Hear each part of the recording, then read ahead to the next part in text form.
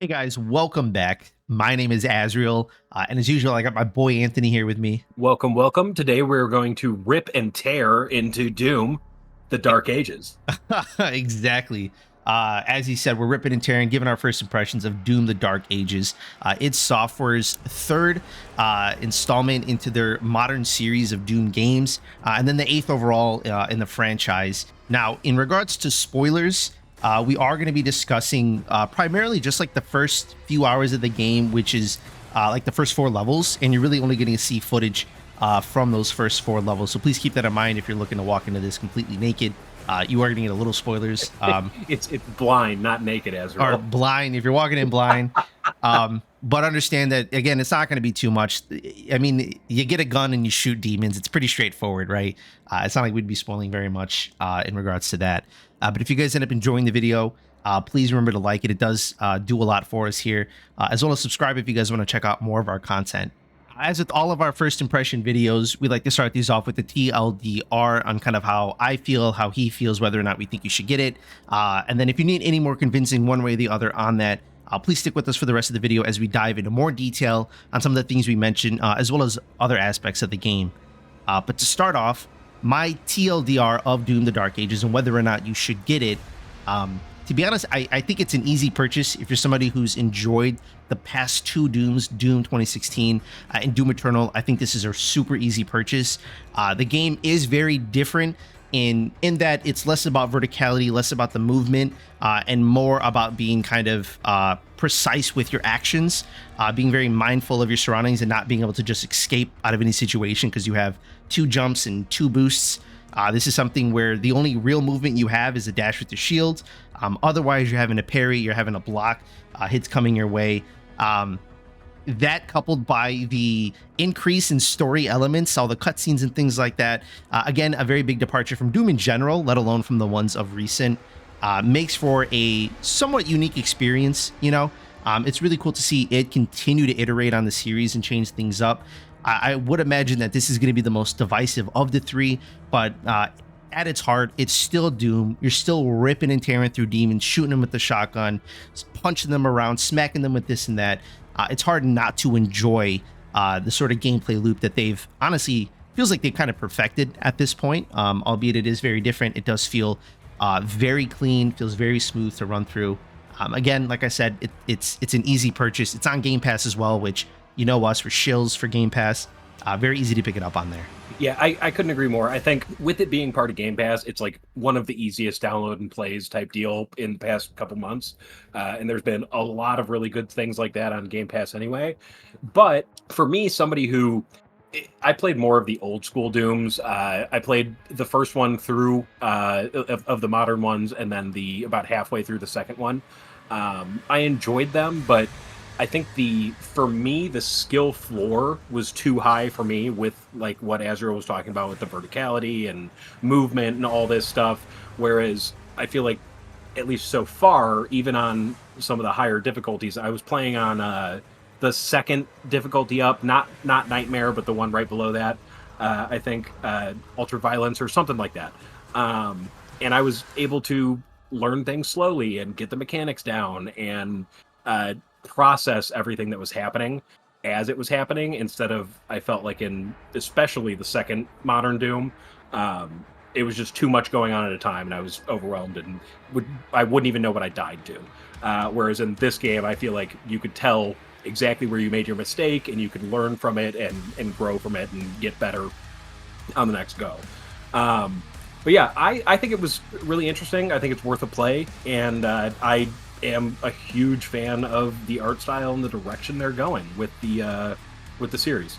But the first thing that we're going to jump into is going to be the story. And honestly, I think here, it's not that deep, to be honest. It's pretty surface level. You kind of just have a bunch of really tropey villains and good guys sort of vying over power, literally.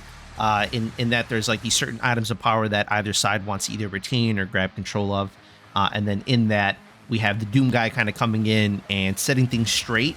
I mean, that's kind of it. They're the biggest takeaway, I guess, from the story, at least thus far, is, again, as I mentioned in the TLDR, is that it is a pretty big departure from what we've seen otherwise. There are a lot of cutscenes in this. I mean, it's interesting to some extent. I don't think that they're doing anything insane here with the sort of storylines that they have in motion. But I mean, it's not bad at the very least, which I don't really know if that's a good thing to say. It's not bad, but that's just kind of like my takeaway from it. It is like, it could be worse, like I could hate it. I have a very, very similar take. Like, I think the story in Doom and how they're doing it is, the cutscenes, none of the cutscenes have been too long. They pretty much get to the point right away. They get you into the action right away. They do, they're showing a lot of the angels and demons and like those meetings between the two, or like the meetings between like the councils of the two and stuff like that, which never really interested me. However, every cutscene I'm kind of interested anyway because the art design is so good and I like seeing, whatever new thing they're going to show me. We'll touch more on that when we get to the art, but I mean, I feel like I have to shout it out in almost every section because it is, in my opinion, the strongest point of the game is the art direction.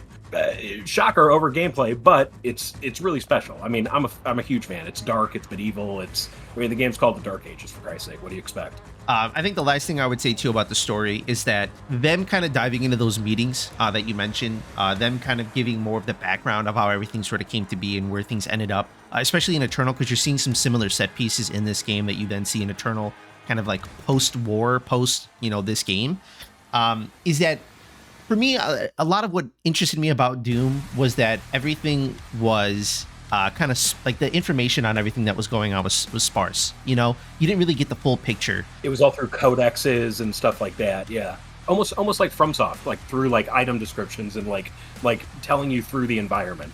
Yeah, exactly. Whereas in this game, that mystique is gone, and that was something that I didn't realize how much I really liked about Doom, was not really understanding all the context and how much that like kind of helped me understand this one-man army in this world. Like, I didn't really understand where the hell he came from, why he is the way he is, and blah blah blah. I am just me. I'm just going around and I'm killing everything, and that felt really badass.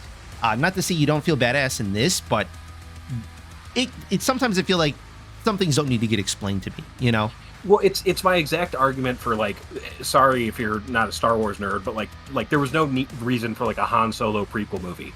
Like, just let Han Solo be a badass adult. Like, that just showed up. Yeah, exactly. I mean, like, you don't need to fully flesh him out and take away what makes him special, right? Like that, like, what about this or what about that? Like, hearing people talk about, we'll use a Han example, like having other disparate parties talk about this person who sort of fits in line with what you understand Han to be, and referencing him directly and things like that. Like, that's really cool. It sort of builds up this background in various ways rather than just showing you. Like in Eternal, when you would walk through like a base or something like that, and people would cower behind stuff because the Doom guy was walking through. Yeah, like, that's badass, dude. Like, that makes you feel really cool. So, I don't know. The mystique is kind of gone in some ways, and that bothers me a little bit because it makes me... I didn't realize how much I appreciated it until it was gone. But yeah, I mean, that's pretty much it for the story. The next thing we'll jump into is the gameplay, and I'll hand it over to Anthony to kind of dive into his perspective of that. Yeah, so we're going to touch on a couple different things here because it is, especially in the first 4 levels, they show you a lot of different mechanics really fast. And there's still more mechanics they're introducing slowly, further than the point that we are, but I think we have a pretty good grasp on the general ideas at this point. So in this game, they moved to a shield system instead of the old Dooms. So your right click on your mouse button, I'm not sure what it is on controller, but your right click on mouse button is like your pull up your shield, parry, block. And there is a lot of parrying in this game. There's like dodging and timing attacks. And I think it lends itself gameplay wise very into the like a first person Dark Souls feel. With like the parrying and dodging and stuff. And it's much slower and more like the attacks are more telegraphed going towards you. There's little colors to know when to do certain things for a parry or a dodge. I don't know. It's very different than the previous 2 Dooms. I think the other 2 Dooms were so fast paced and reactive, and this is more of a plot out and learn each of the enemy types, if that makes sense to you. Yeah, and I think that to me is yeah, I don't know. It is a really big departure from what they used to do. Something that I was talking to Anthony about prior to the recording was that the games feel before 2016 and Eternal felt very like rock paper scissors, right? Like you're very much walking into that situation. If you have the right hand, right, or the right weapon in this case, you're going to just win that exchange no matter what. Whereas in Doom, there are situations still where you kind of need the right weapon to do a thing, but a lot of the time there's multiple ways to sort of tackle that, right? You'll see a guy with like a blue shield and you could overload it with like a plasma gun or the laser gun or whatever it's called, or you could throw your shield at him, or you could run up to him and try to get behind him or something, right? Like you have different ways of tackling that. Whereas in 2016 and Eternal, again, it felt very much again like a rock paper scissors. Like you have to have the right thing to kind of tackle that. So that freedom of expression that they give you in this game is super interesting, and they make it very meaningful in not just like allowing you to have multiple ways to tackle a situation using your gun of preference. But I think even something as small as just in the other games, when you go to switch your weapon, it was like instant. Like you would do it right away because they very much wanted you to. You would walk up, you hit him with your shotgun, stun him. You'd switch to your rifle and you'd pop their head or pop some other kind of joint on them, and you'd switch back to your shotgun. I don't know. There's all types of combos and things like that. And to be honest, that really just is not present here in Dark Ages. There is a delay, a significant delay, when you go to switch weapons, which again I think lends itself to giving you that freedom to kind of just say like, hey, you know what? I'm really enjoying this gun. I'm going to kind of run through the next bit with just this. And again, it's reinforced in ways that I think could go kind of unnoticed. Again, with the idea of the fact that it takes a little bit longer to switch out. But again, that's like super interesting, right? Like it just gives you a lot of freedom. And being able to just melee to get weapon or to get ammo back in general, again, it's just like a really fun way to kind of cater to people to play the game the way that they want, which again was like a big issue that a lot of people had with 2016 and Eternal, is that it was very deterministic. So that was why I stopped playing it. Like that's the thing, as I mentioned earlier, I think the skill floor on the previous Doom was too high for me, not on easy mode, but then it wasn't even like worth it for me at that point.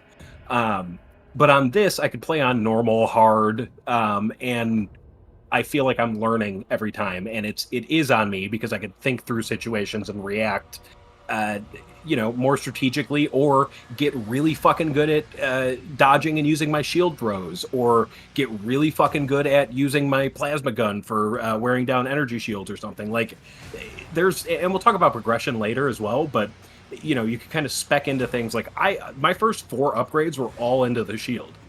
And I'm having so much fun doing that. Like it feels so good playing the game that way. And I do feel like, I know, typical game journalist bullshit, everything is Dark Souls, but like I do feel like it was like me discovering a shield in Dark Souls 3 because I came from Bloodborne. Like it was like, oh shit, like going from the old Doom to this with a shield, like I could tank some stuff and think about what's going on for a second. And like you said, like it did slow down everything with the UI and switching things out, and kind of everything feels like just taking a breather, at least at this point in the game early on. I don't know how it's going to get later. yeah, I would imagine that they're going to stick with the same sort of speed where you're just kind of enjoying your time with the guns that you're choosing to use as you walk into those situations, not really having to switch out.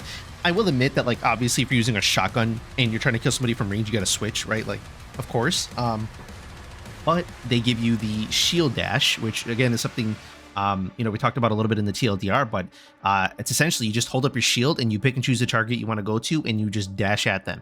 And that is lock on, right click, baby. And that's like your one form, like your one piece of mobility, right? And again, there's like a cooldown on that, so you have to be at least somewhat strategic with it. Which again, it's just a really interesting contrast that they create, where you have a lot of tools when it comes to melee, and then on top of that as well, you have like that one dash that allows you to use those different tools. And if you're somebody who enjoys using a shotgun a lot, which if you play in Doom, you probably do. That creates like some really interesting sort of back and forths that you can have with enemies, where you dash to them, you shotgun, they go to attack, and it's a green attack because that's a color, at least for me. I guess if you're colorblind, it might be something else, but it's green when they go to attack you, and you parry that back, and then you shoot them again. You can charge at them, parry, shoot them, like that exchange, which is something I'll have on the screen as well. Me kind of just doing that back and forth. that's like a common occurrence a lot of the time. And again, it's like that to me is like a super fun way to play where you're right up in their face, parrying attacks, getting in shots as you can. It's super, super fun, really engaging. And not something that the other Dooms really, I mean, I don't think you could do that at all. I mean, you just couldn't. There wasn't any parrying in the other Dooms, right? So I don't know. It creates like a really fun and unique play style that you haven't seen before that you can engage with, because instead you could just shoot from range if you didn't want to do that, right? Like you don't have to. Exactly. It's like giving you the option to play mage. Yeah, pretty much. Like you have your choice, and that's super cool. And again, that's like the biggest thing I want to drive home with this is that, again, the biggest issue we saw in 2016 in Eternal was it was very deterministic in this game. You have a lot of freedom, and that's very meaningful, and I think they do it really well here. But from there, the next thing we'll jump into is the experience that you have with your mech that you get and the dragon, which, to be honest, I love how they front loaded it. They said, "Hey, mech level is level 3, dragon level is level 4. Get in there, boys." Yeah, they gave it to you immediately. I did appreciate that. I'm not gonna lie. I did really like the fact that you got in there quick. But I will admit, the mech, I do not care to play. I'd rather just not do those missions. It feels. You know what I did? What? I turned up the my damage on the mech. Like when I was on the mech level, I just went to because guess what? For any of you gamers that aren't great or want to play, a little intoxicated, they have options for just like the Baldur's Gate things. You could turn down enemy health or like what your damage does or your tankiness, resource value. So we'll get into settings more later, but if you get to a part you don't like I also didn't love the dragon part, but we'll get into that.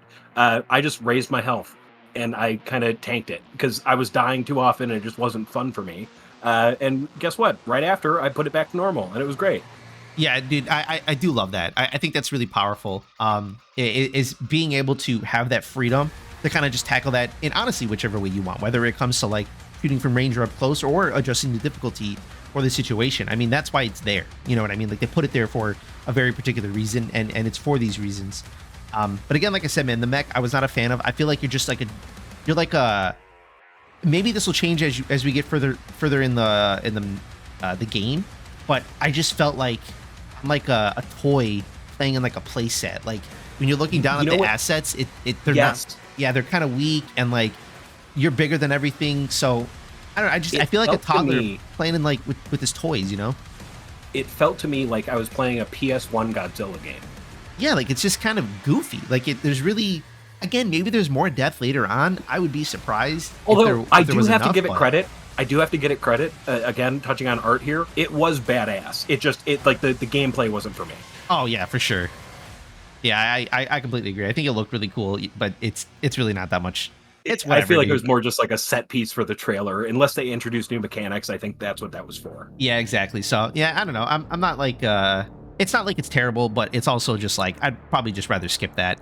The one dragon level that I've done so far was terrible. You didn't enjoy the dragon? Okay, you give your experience first, and I'll tell you mine after.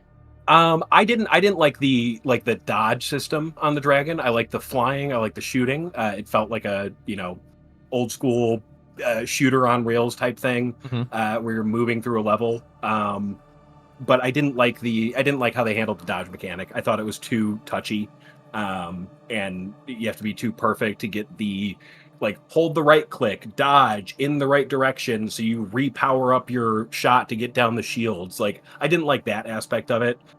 So that part of that felt like a slog, even though it looked cool.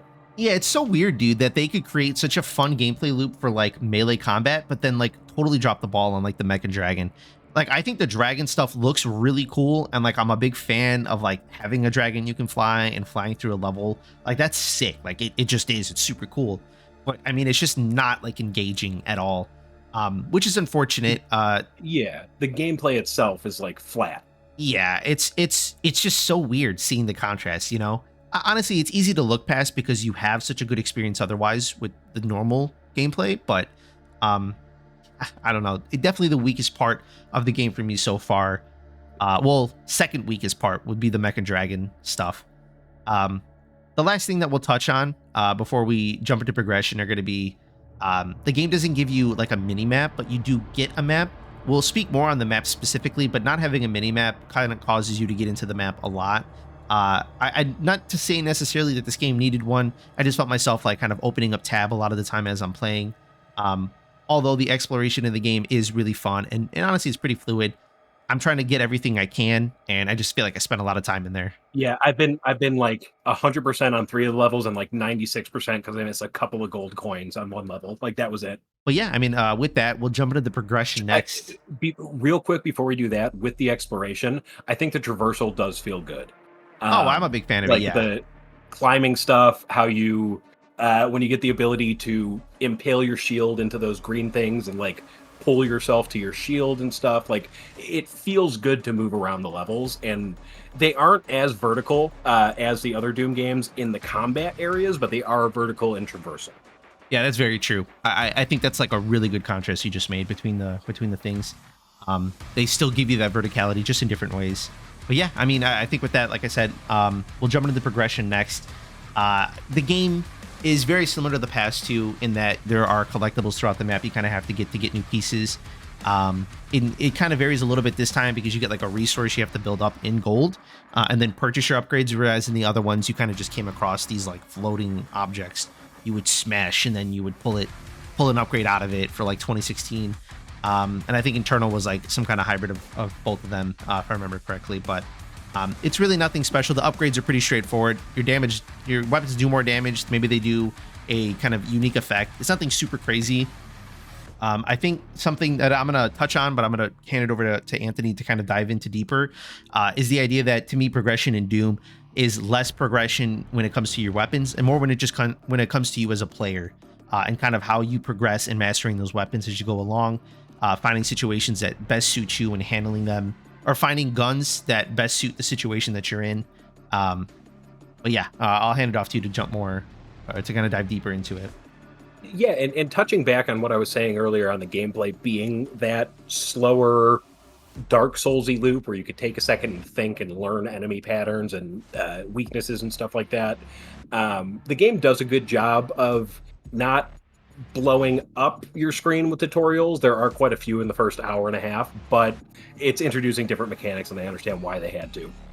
Yeah, However, like for the most part, it's teaching you by introducing you to one type of enemy at a time that respawns until you get the mechanic down, and you get to do it a few times until you learn like how to parry a melee attack versus a thrown attack, or what to look for on this specific enemy that, guess what, you're going to be fighting the next level for the entire time. He's going to be all throughout that level.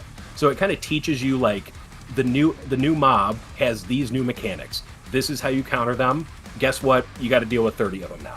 And I feel like that allows you as a player to really, raise your skill level. And like I was saying earlier, with the old one having the high floor, this one has a high skill ceiling, where I feel like I'm continuously getting better at the game every time I play. Yeah, and to kind of build on what you were saying as well, right? Like when you're introduced to these new enemies, they then kind of throw them at you in various ways. Like either you walk into a room where it's, a bunch of these guys with the shield, and then it's one of the, I don't even know their names, but it's this guy who shoots like kind of like a cross at you, like a red cross. Or you'll walk into a room where it's a bunch of those enemies that shoot a red cross with just like a couple shields, and you'll learn as you go along like what's prioritized with the focus. And that's where I think you see a lot of progression in you as a player, is knowing, okay, cool, when I'm in this room, I know who my high priority targets are, who I need to focus on, who I can kind of ignore, how to kind of situate myself in that situation, like looking at the landscape and knowing, cool, I can keep my back to this, or I want to have this in front of me at all times. Again, it's really fun, and not many games give you that opportunity to kind of like really perfect how you play through a particular encounter like that, because a lot of the time they're kind of just, in a lot of games you can kind of just do whatever you want, and it kind of just is what it is. But it's similar to like Dark Souls when you're, and again, equating this to Dark Souls is the easiest thing to do in the world, right? But it's very apt, I think, for this. Every game is Dark Souls. And honestly, like I said, like I think it's very apt because in Dark Souls you have a similar sort of take on that, where you want to ensure that you're like positioning yourself correctly in a room for the encounter, and just ensuring that you're not jeopardizing yourself in any which way. So again, I feel like that's what you see here. But yeah, I mean, that's kind of progression as a whole. Again, resources that you can pick up and kind of make your guns do more gun-like things, or not necessarily gun-like things at all, because they're turning people on fire or electrocuting them or whatever. It's all over the place, but it's fun, and again, it's another really good way.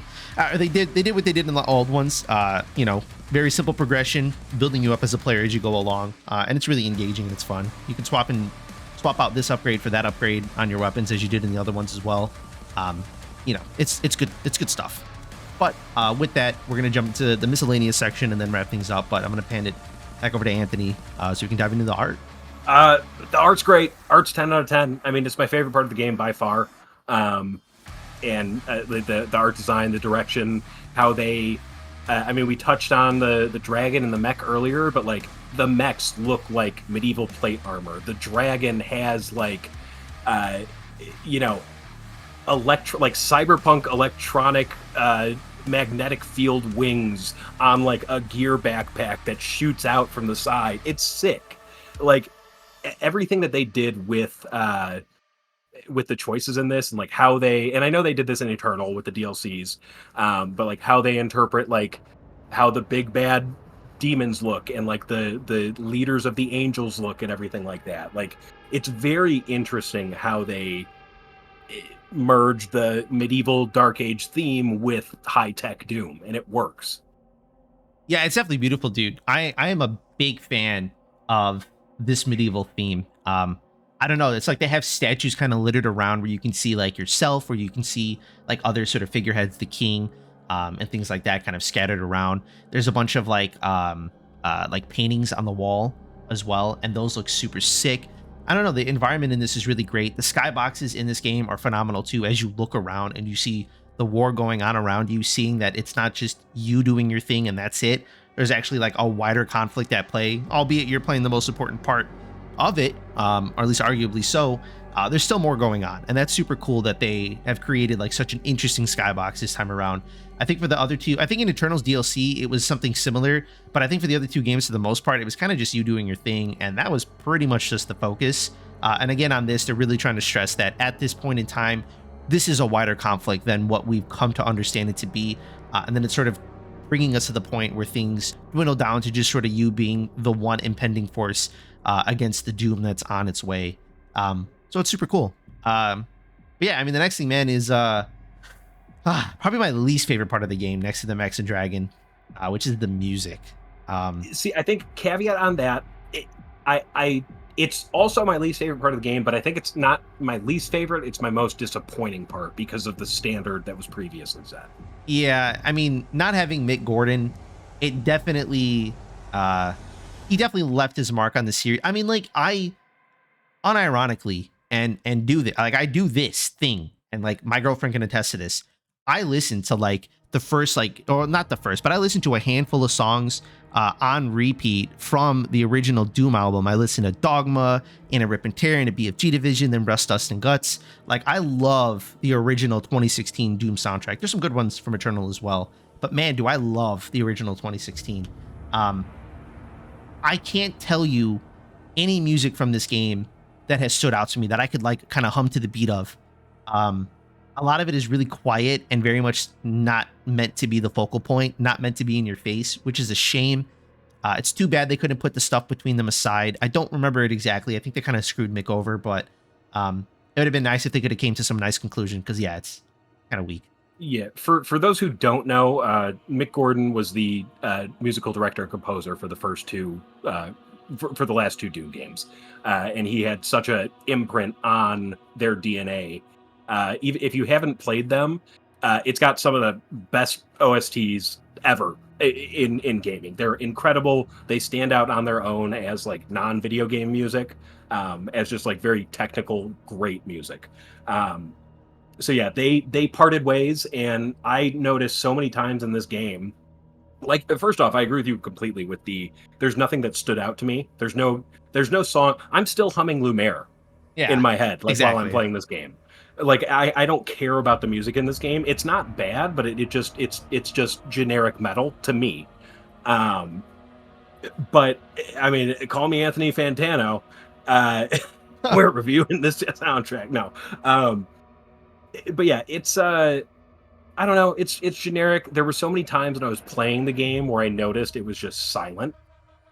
Like, in the menus there's music, in cutscenes there's music, shortly after cutscenes, but there's no like loop in the songs really that I've noticed. That there's some background ambiance music, but nothing like, I don't know. It just feels so empty musically compared to the previous two Doom games. Yeah, I think that's the biggest, dude. When you said generic, that is 100% the best way to put it. It just feels very generic. It feels like exactly how it should sound, and it's not breathtaking. It's not exceptional. It doesn't defy like your expectations. Like it's just sort of, it's metal, and that's it. Again, it's not bad, but it's definitely just not like this. The franchise was known, or at least the last two entries were known for their music, and now that it's absent, it's noticeable, which is unfortunate.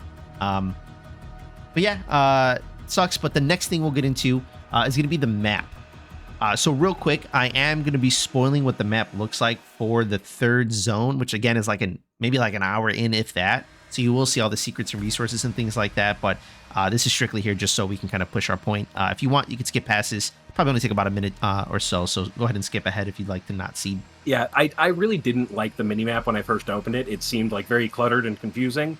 But after, I don't know, maybe my third time opening it and like moving around, I was like, oh, no, this is pretty easy to navigate. The mouse controls are nice. You can kind of zoom over pretty quickly.